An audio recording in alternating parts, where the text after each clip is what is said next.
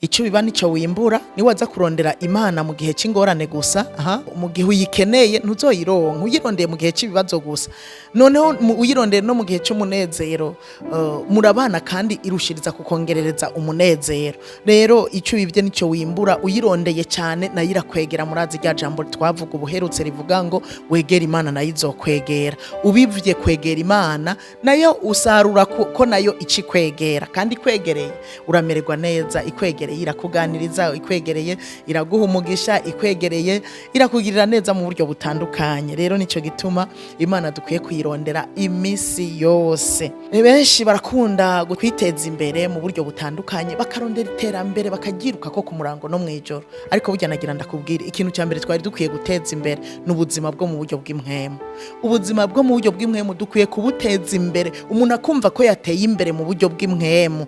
ubuzima bwo gusenga cyane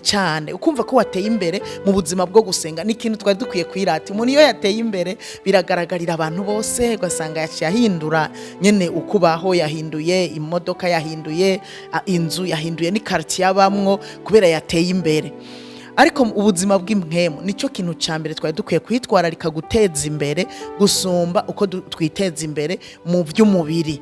ubuzima bw'Impwemu buteye imbere tuzomererwa neza